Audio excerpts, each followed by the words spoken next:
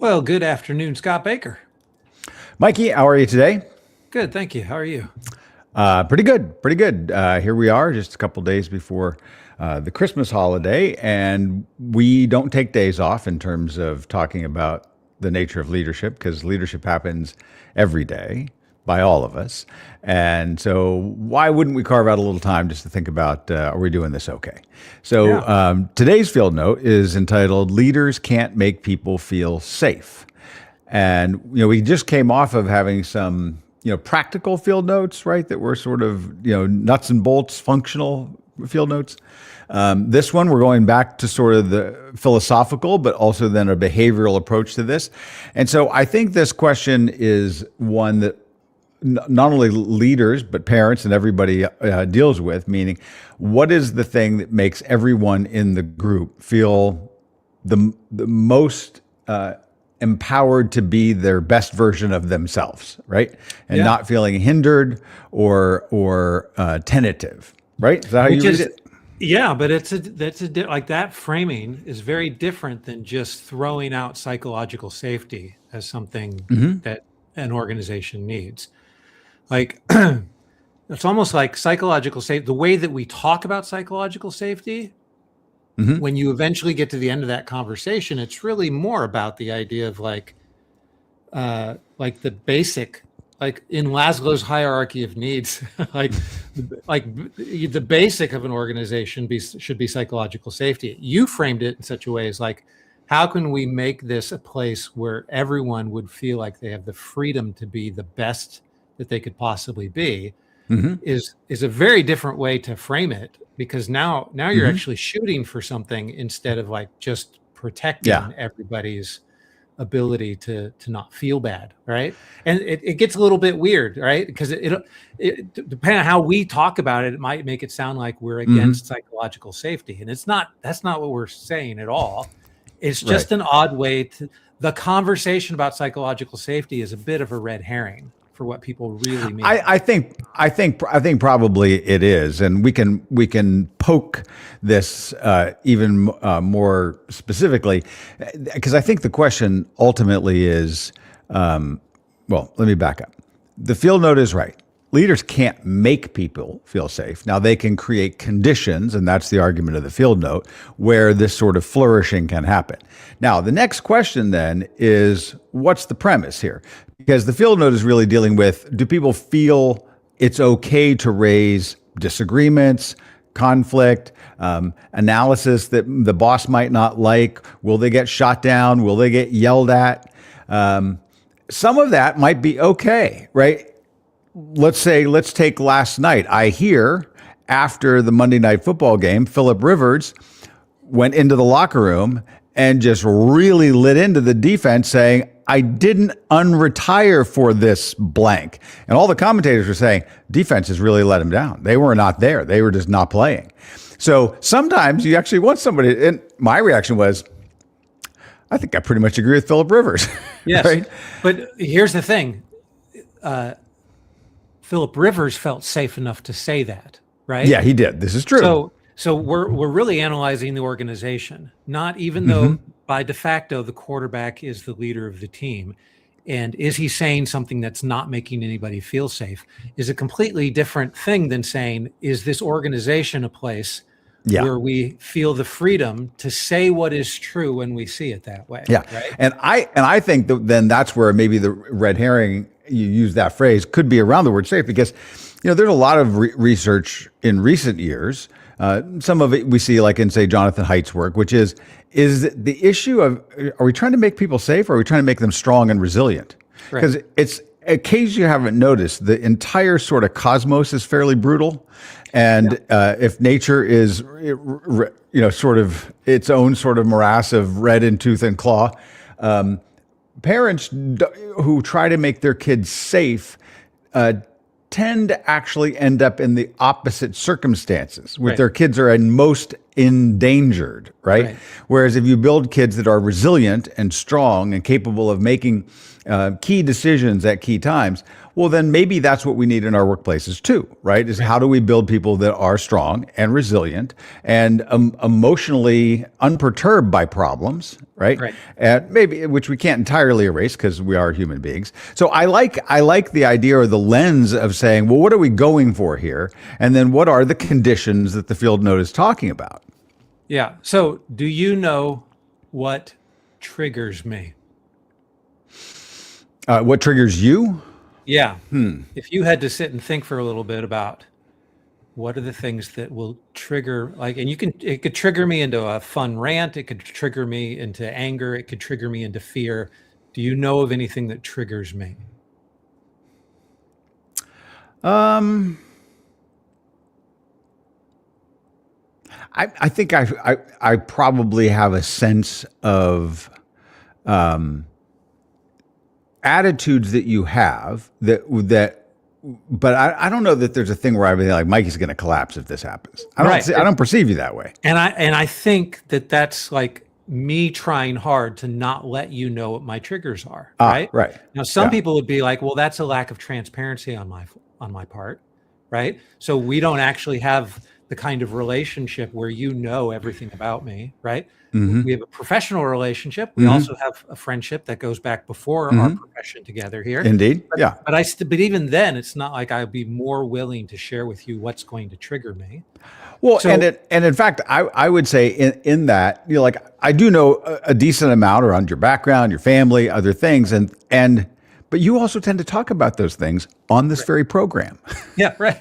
So part of me is like, okay, are we trying to create an organization where we don't trigger each other? Like we don't bring, like Yeah, if I right. knew that, because it's not bad that I would know 2 or 3 things that might trigger you, right? And if I Could am be, right. knowledgeable of those things, it would be like, okay, therefore I cannot talk about those. Sure. 'Cause that's not safe for me. Now I'm making it insulated for you. I don't know that the word safe is good there.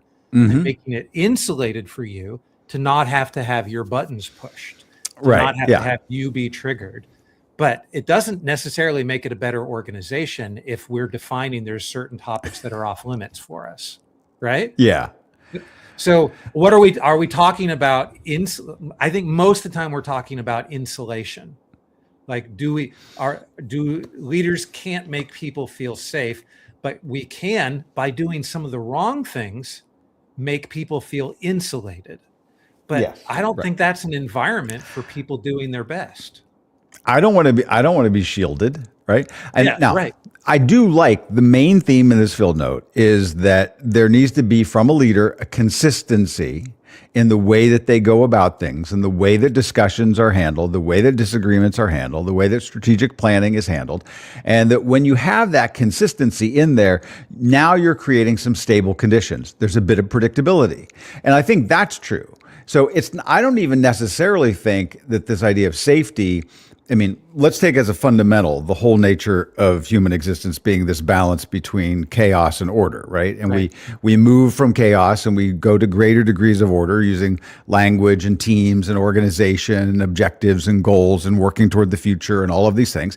Now you can get to too much order, right? And it can become stultifying. It can become tyrannical. You need a refreshment of that. But when people go back where it's chaotic, then they don't feel productive. Like they need to see the stepping stones just under the surface of the water on where they're going. Now, no leader should be kind of leading an organization where it's like we're 30 seconds away from chaos at any moment. Because Right. that's not about like emotional safety. That's just about functional ability for people to make things happen. And wouldn't you say, do most people, if they have a problem with an organization, is the problem that they sit around going like, I don't feel safe?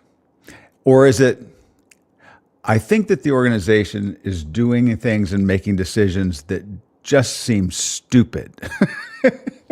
Yeah. Right. So it's more of a frustration than it is a feeling of helplessness or fear. Yeah, no, I've been in meetings. It's an interesting thing. So I've been in meetings where a leader might give the appearance that they're open to hear any kind of feedback at all, right? But the nature of asking for feedback in a room of 100 people, when everybody feels like there's a consensus and agreement to not, number one, not necessarily that the idea is fine and shouldn't be questioned, but mainly I don't want to be in this meeting anymore, right? So for me to be like raising my hand, be like, one objection, one thing here that I do think is a little bit off, like, and I really want to like make sure that the feedback is heard. I'm not going to say it in that meeting, right? But that's not a lack of safety that I'm not feeling. There is an indictment on the leader there for not setting up a scenario where they could actually get the most earnest and honest feedback. But as I think about these times where most recently I bit my tongue on something, I don't think the leader wanted my feedback. Like, I think they wanted to give the appearance that they were open for feedback, but they didn't really want it, right? Yeah. Yep. And so, but that's not even safety, right? But that's why this is important, because that is inside the conversation of creating an environment where the whole organization can do its best. But it's not about safety. It doesn't really feel about safety. Yeah. Now, look, it does get into the things that would normally come to mind when people think about these things. It talks about, if there's sarcastic comments or there's eye rolling and, and shenanigans like that, where people are just ridiculing each other. Now, I don't know that I've been in too many organizations where that was rampant. I mean, I think it pops up in any organization, and that's just a matter of bad manners.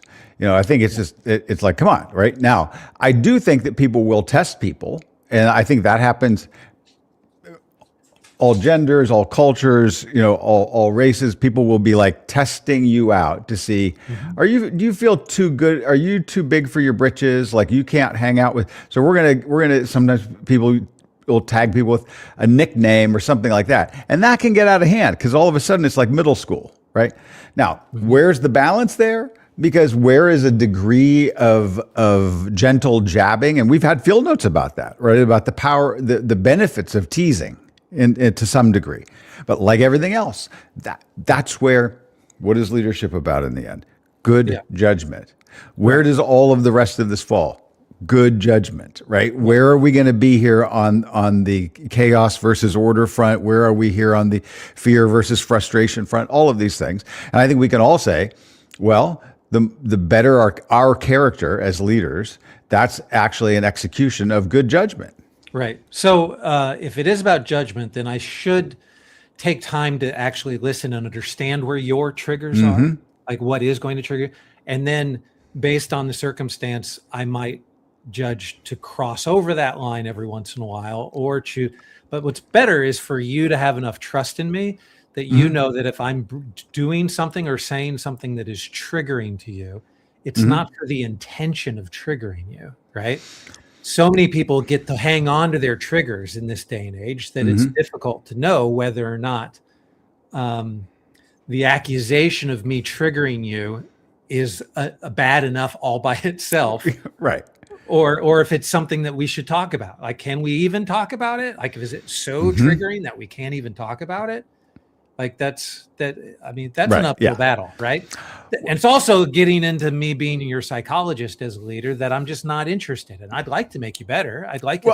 Can we agree that no triggers is the best? Can we all get to there, right? Well, I don't know. I actually don't. I don't think I can imagine a work situation where I really want the leader being concerned about my emotional radar, right? Yeah, right. Just like deal with the strategy, deal with the arguments, deal with what we have to get done.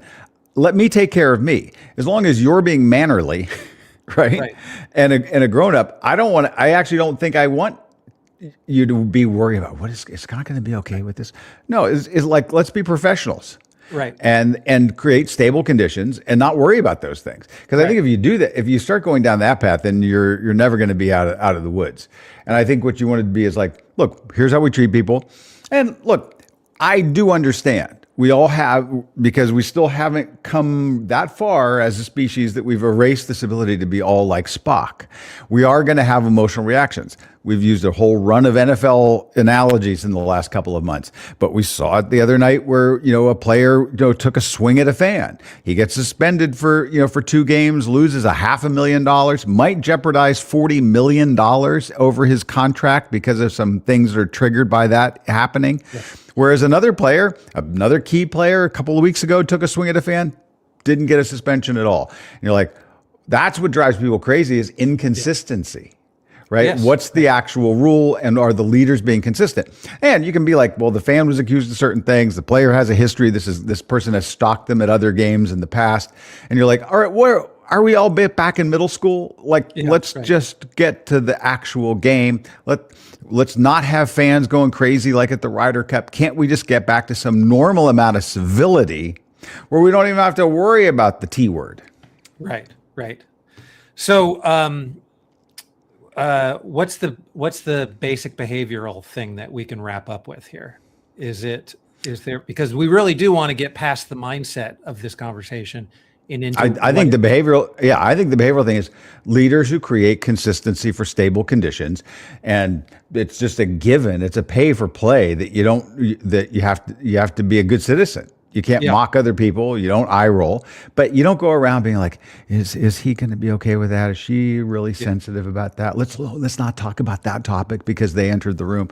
I think you're actually then not making anybody better. Right. But if we treat each other with general respect, and that's why I was in an organization where somebody said, we want our big value to be respect. And I was like, I think respect should be one of the givens. I don't know that that's a thing where we say, our organization is more respectful than 99% of other organizations. I just want all organizations to say we should come at this with honesty and respect and caring for one another. And then let's get to work and get stuff done.